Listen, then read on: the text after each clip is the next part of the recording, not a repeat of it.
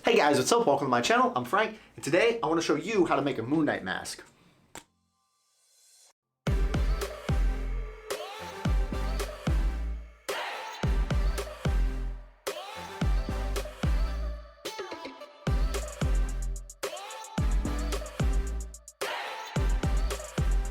So he's finally on his way to the MCU. Moon Knight premieres March 30th on Disney+, and he's a pretty unique character. Mark Spector has a multiple personality disorder, and he's kind of possessed by a moon god, and there's a lot of stuff going on. And with a new hero coming to the MCU, 3D modelers jumped on the opportunity to model this helmet. Now I know it might seem a little weird to 3D print something that's supposed to be fabric or cloth, but this kind of guarantees you won't mess up the pattern or the way the fabric is supposed to stay on the helmet. Honestly, to me, this seems easier than trying to mimic that wrap with actual cloth. If you can grab the 3D model, go print it, and make it look like cloth, I think that's a pretty good win-win. Now for this video, we're going to be using the file from Nico Industries. If you guys want to head over to his website, go check out the file. You can even use my discount code to get 20% off. Go, play, enjoy. And hopefully by the end of this, you'll have a helmet that'll make Jake proud. Wait, no, I mean Steven. Is it Steven? Bill. It's Steven, not Jake. Bill Conshoe. Steven. No, that's Steve Rogers. This doesn't make any sense. Well, whoever the helmet's for, let's get started. Mark, Jake, Steven. Steven, Mark, Jake, Steven, Mark.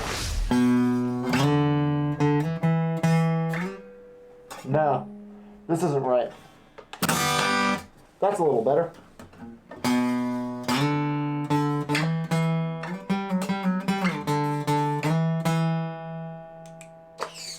Did you guys know I used to play guitar? Many years ago when I was just a wee iron lad, I really enjoyed playing guitar, and since then I've kind of lost that. But why does this matter in the middle of a Moon Knight video? It's because I'm starting a band. I'm just kidding, I won't put you guys through that. This takes up a lot of my time. I mean, 3D printing, cosplay, all of it, the social media thing. And I really wanted to pick a hobby up that kind of pulled me away from all of that. Something that isn't related to anything I do on the internet, that I could just sit down, unplug, and enjoy. And I'm gonna do that with the help of today's sponsor, Skillshare. As a lot of you know, Skillshare is an online community with thousands of inspiring classes for creative and curious people. It's a great place to go if you're trying to learn a new skill, or in my case, pick up a new hobby. I'm using a 27 lesson course by Guitarmy, or Guitar Army. Get it? And the lesson's already taught me a few fun chords that are instantly recognizable, and they're just fun to play, so it encourages more learning. The first 1,000 people to use this link will get a free month trial of Skillshare. So go check out Skillshare, learn something new for free, and I really do hope it helps you guys like it's already been helping me. But with that, let's get back to the video.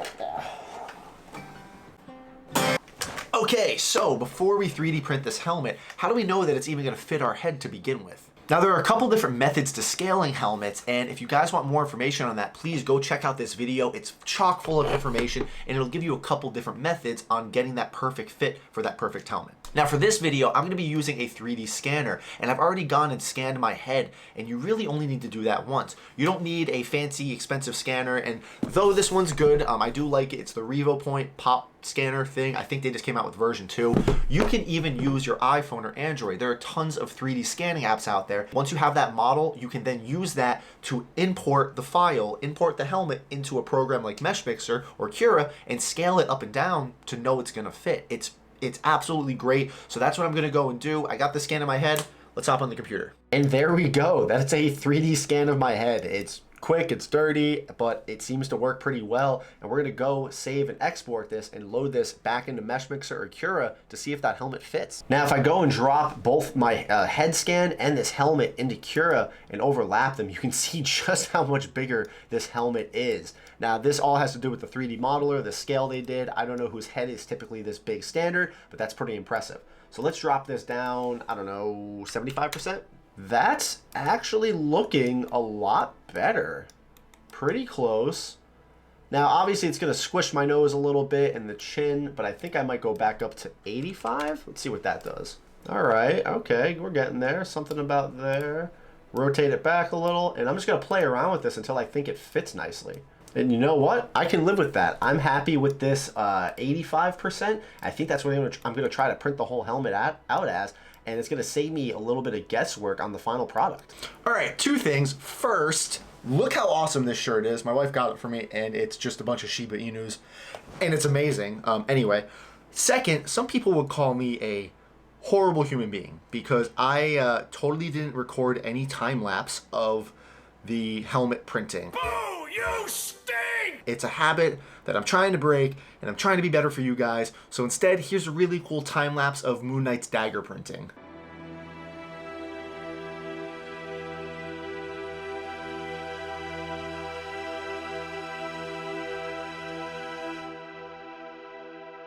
dang, didn't these come out really cool? Let's press on to seeing how this finished print looks.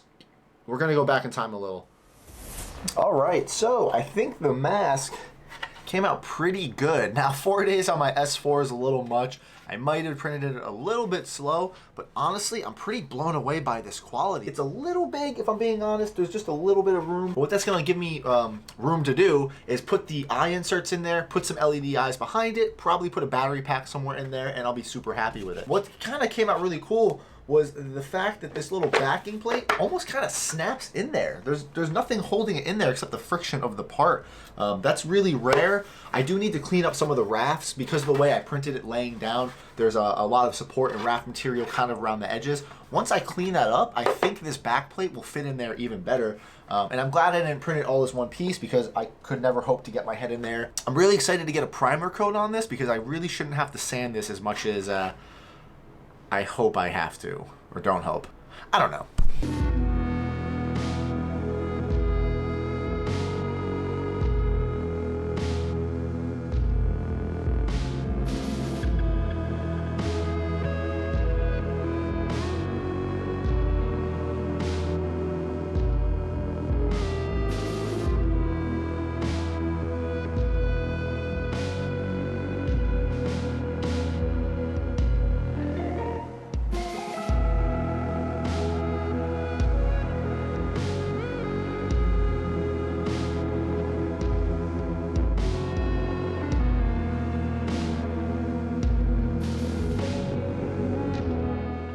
So the helmet's basically done, and I want to go over the electronics I have inside because I have two different methods going on here. I have the LED eyes that I can turn on with a little chin trigger, but then I also have full access to the battery pack. This way I can have the eyes on. Now the reason I added the chin trigger is so if I have the helmet on, I can walk around, I can move, I can pose, but then at any time I can push my chin down and turn the eyes on. This way I don't have to keep reaching my hand in and out of the mask in order to turn the lights on. So this is just for quick pictures, poses. This way I can just have the lights off, look at my phone, because if you've used these cosplay LED eyes before, you know it's not the easiest to see out of them. You can still walk around, but it's nice to be able to turn them on and off. The other reason it's a little bit harder to see out of these than normal is because there's actually chrome window tint on the other side of them. And I'll show you the diagram for the electronics, but first let's talk about the LED eyes. As for everything else in there, there's just some foam hot glued into place for a little bit of comfort. It keeps it more secure to my head. So these are just your standard run-of-the-mill cosplay LED eyes. These are red for another project, and I've been using a mixture of window tints recently. So this is some red window tint that I used on my Daredevil cowl, and it's on the back of some clear plastic. Now you can get this stuff super cheap at a hobby store or Amazon, and it has a little bit of a protective plastic on it on the front and back. All you do is you peel one side of that off, add the window tint. If you want more information on making visors and lenses like this, I'll link my Mandalorian visor tutorial down below. It's literally the same method. In this case of the Moon Knight, I used a chrome tint because I want it to reflect the light out more, and it does make it a little bit harder to see, but it works perfectly. Now that's for lenses, but as for the actual LED eyes, you can just go and tint these. That's exactly what I did inside this Moon Knight helmet. I didn't have to use any extra plastic. It's just the lenses tinted on the inside or outside, depending on the type of tint you get. And these LED eyes are nice and flexible, which is really great. So you can bend them, you can cut them, and get them to fit any helmet. Okay, so in order to get these cosplay LED eyes to turn on and off with a limiter switch, but bypass the battery pack, there's a little bit of trickery you need to do. I want this button to just work on the battery pack no matter what. No matter what the position of this on and off switch is, I want the battery pack to instantly turn them on. Now, all you're gonna have to do is open them up. On the top here, there's a little tab and there's two little melted parts. You're gonna wanna go and kind of basically shear those off, get rid of those, and then you're gonna pull this cover off. And this cover should come right out, just like that. And it's going to leave you with the switch. Now, all this switch is doing for the power is as you move the switch, it's interrupting the negative. And you can see that my negative wire isn't touching this metal spring, it's going into the switch. We need to interrupt that. So all you're going to do is grab a wire and you're gonna attach it to the inside of this spring. So where this spring for the battery is coming into the pack, you're gonna wrap a wire just around that spot. So now there's gonna be 3 wires coming out of this pack. So what I did is added this little blue wire to the spring spot of where the battery pack is, and it runs out. Now the battery pack still has its same positive and negative going to the LED eye. Nothing's changed there.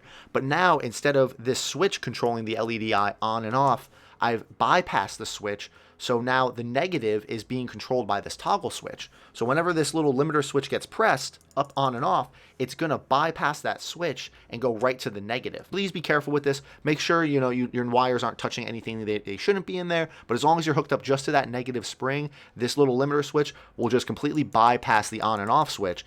And it doesn't matter if your LED pack is on, you can still press this toggle switch on accident. It's not gonna do anything. You just now have 2 grounds instead of 1. It's not a big deal. So that's the circuit I have in the mask. You can use any type of momentary or limiter switch, but I really like these little guys because they're easy to use. All right, now the last thing we're gonna do now that the helmet's fully assembled, I like how it fits, I have the electronics done, we need to make this thing look like real bandages. Obviously it's 3D printed plastic and the matte white paint looks good, but we need to get some nice more defined lines in there. We need to dirty it up a little bit, make it look like, mummy cloth. For this, I'm gonna start taking the back end of a razor and scraping and trying to scribe out those lines where the paint has built up. Really try to define where the wrapping is underneath or over top of itself. And you can spend as much time on this as you want.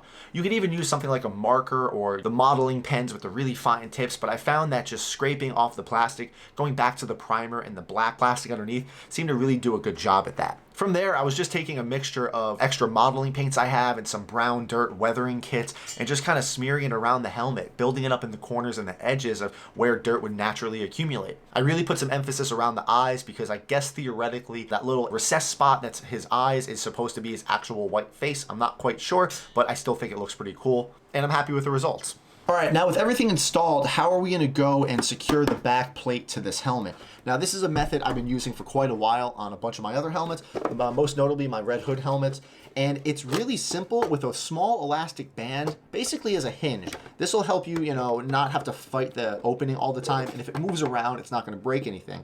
Now on my Red Hood helmet, I have just a little raft, a magnetic tab raft, and just some magnets. So all it does is it wants to slide back into its home, but it's not on there so tight that it's gonna be hard to get the helmet off. Very effective, but what's nice about the Moon Knight file, it has these little locking tabs here, and they slide in pretty nicely. If you move your head too quickly, they do pop out, but it's the same method, just some elastic, a little bit of foam in there to keep it nice and secure. Maybe I'll go and add some Velcro, but for right now, it stays in fairly well. After seeing this, I'm actually not quite sure why the modeler didn't cut the opening like along the bandage lines. That probably would have looked a lot better, but hey, it's already printed and we're here. If you're having trouble holding elastic to 3D prints, cyanoacrylate, a 2-part super glue, is great for it. It holds my entire suit together. It's how I get the elastic bands to stick in these helmets, and I have it all linked in an Amazon cart down below. It's actually the same method I used for this Daredevil cowl, and again, a little bit of elastic. This time I added some Velcro in there, and it just helps it keep that little back seam locked into place, and it works perfectly. And I think this thing came out pretty sick too.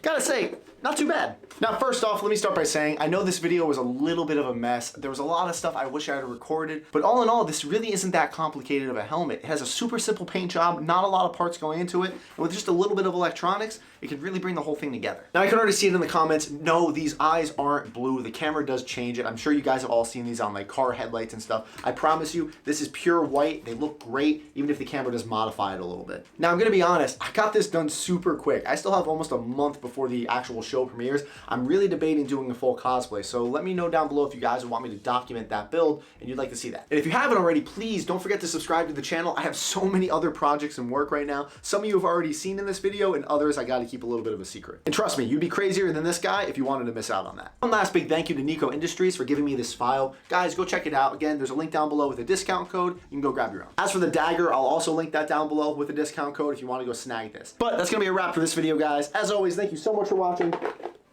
And you have a good day.